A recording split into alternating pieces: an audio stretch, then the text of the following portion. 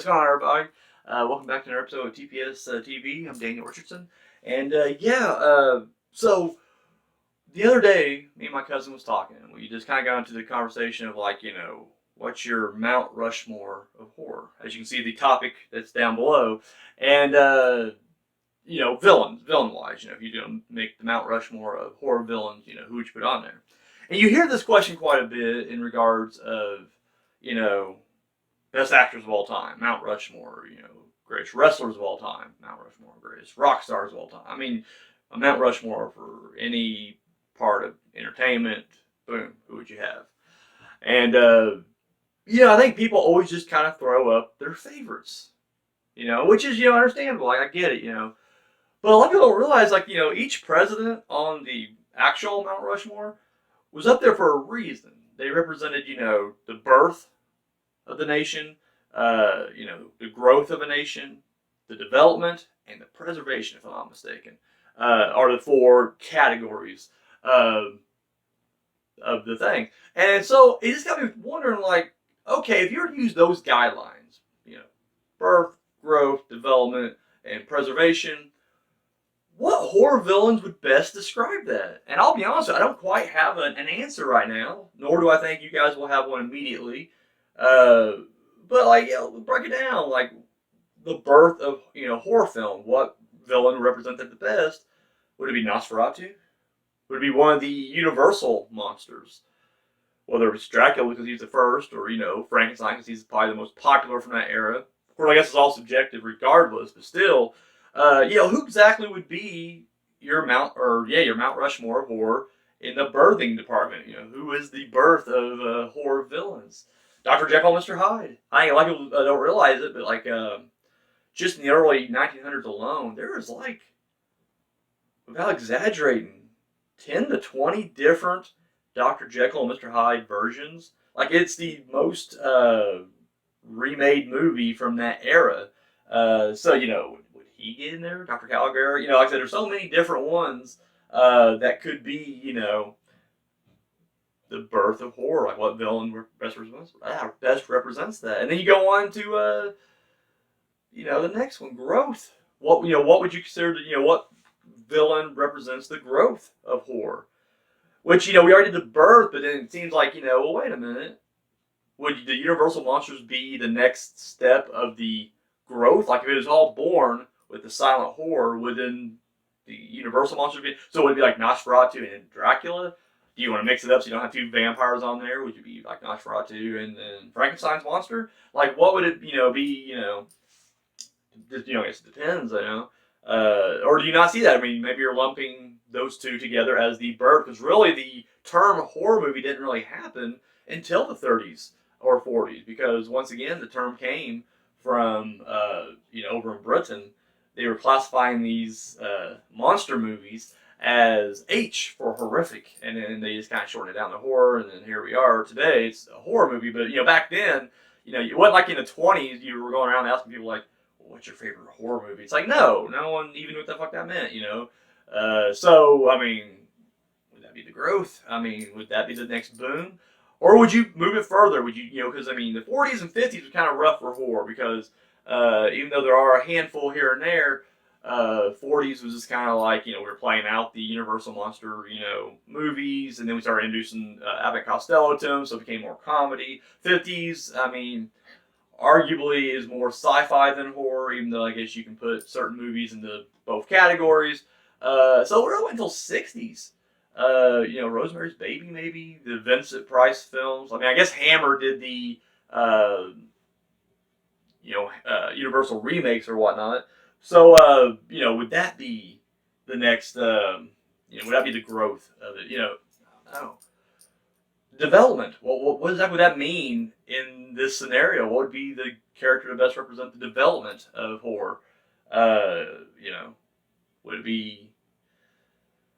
I can't put that into words. What would you mean to develop, the development of horror? What exactly would that mean exactly? What villain represent that? And I mean, I guess the next one's preservation. Would that be a modern day, would that be your Jigsaw or your Ghostface maybe even? Because you can kind of argue that, both kind of Well, I guess with Ghostface, he kind of saved horror at that point. People thought horror was dead, and it wasn't until Scream that it kind of revived horror. He preserved it, if you will. So I'm talking about Ghostface like it's a single person, but you know what I mean. Or even say the same thing in the early 2000s. Once again, it was just like Saul gave birth to not just torture porn, but really a new aesthetic.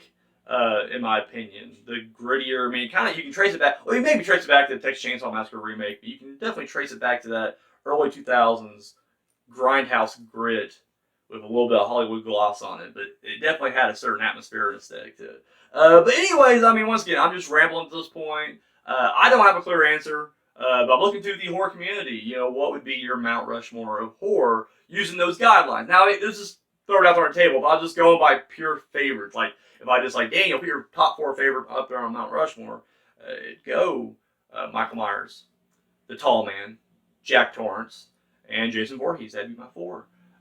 Because Michael Myers is just my favorite horror character, probably. Just always a big fan of his franchise and everything. Until the 2018, but that's a different story. We don't have to get into that. Tall Man, I feel like the Phantasm series is criminally underrated. And don't get me wrong, the people who love it, they have a huge passion for it. I mean, I guess it will always have its place in the horror community. But for me, everybody talks about the big 3 growing up. It was, Michael, Freddy, and Jason. Obviously, and I'm not going to dispute that. Those really would be the top 3 if I was to list out, the best, more well-known horror villains of the era. But you also have your character, I feel like, Leatherface gets lumped in there quite a bit, so does Pinhead. But the Tall Man gets no love.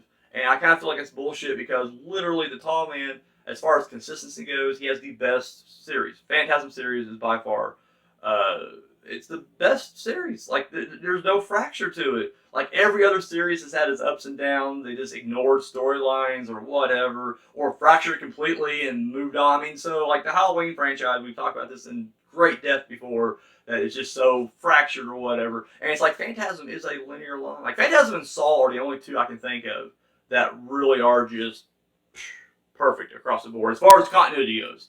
I mean, I like the Saw movies, so I'm not going to sit there and debate that. But either way, I don't know. It's like Tall Man don't get the love he deserves. I think honestly, in a fist fight, he's going to take out half these motherfuckers.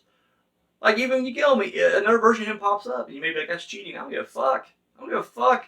They'll tag team your ass. They'll give you a fucking doomsday device. So anyways, so there's that. And then for me, Jack Torrance, even though these Mount Rushmore iconic horror villains are usually regulated to those who have a series, and Jack was only in 1 movie. 2, if you count Dr. Sleep as his ghost flashback.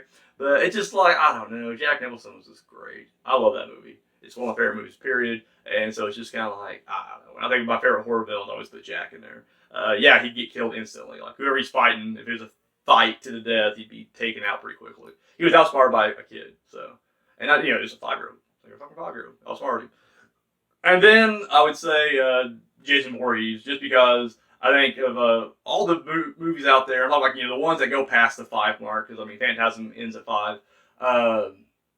The series that has the most consistent, entertaining, films in its series, it's the Friday 13th. Like I said, Nightmare on Elm Street, I always kind of liked when I was younger. It seems like the older I get, I just don't watch them. I watch 1, 3, and 7. And honestly, of those 3, I watch 1 the most. Like, 3 and 7 are just kind of afterthoughts. I hate 2. And I used to love 4 as a kid. 4's kind of And then 5 and 6 are just okay now. And Freddy vs. Jason, once again, I kind of lumped at the Jasons. I don't know why, I just do. It feels more like a Jason movie than Friday 13th. I can't explain it, even though there's clearly dream world shit and shenanigans going on. But for whatever reason, when you ask me, like, what's that movie? You had to put it to 1, I put that one. So I got off on topic, guys. I'm so sorry. So there it is. Tell me what your Mount Rushmore. Give me both. Give me your just top 4 favorite that you would love to see on there, but then break it down. Give me the birth, growth, development, and preservation. So that's all I want to hear. Guys, thank you so much for tuning in, and hey, I'll catch you next week. Oh, shit. Didn't know which one, sorry. Hi. Thank you for watching that video. Be sure to give us a thumbs up, share it, subscribe to our channel. All that good stuff you do right here on YouTube, go ahead and do it. Check out our other videos. Go to our playlist. We got episodes of TPS-TV, Journey Through the Dark Side. got a new show coming out, the horror movie review with Daniel Richardson. This guy. And of course, our short film, Entropy. You can find all that and more right here on YouTube. And then check out, yeah, look at that. All of our social media right there. And we don't just, copy and paste like the same post and put it on all. No, that's ridiculous. 3 different platforms, 3 different posts. I mean, the behind the scenes stuff you see on Twitter will not be the same stuff you see on Instagram. So there you go, right there. So be sure to give us a follow and a like on all that right there. Keep up to date.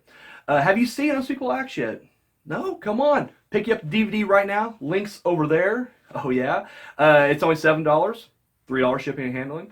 And of course, if you've already seen it and you haven't seen the public domain dungeon yet, boom, $5 DVD right there. So 5 S&P as well. Or sorry, 3 S&P as well.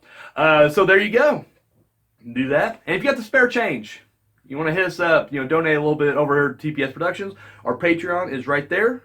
Oh, yeah. So that's all we... Oh, my God. Sorry. I'm getting fired, ain't I? Guys, that's all we got. Thank you for watching.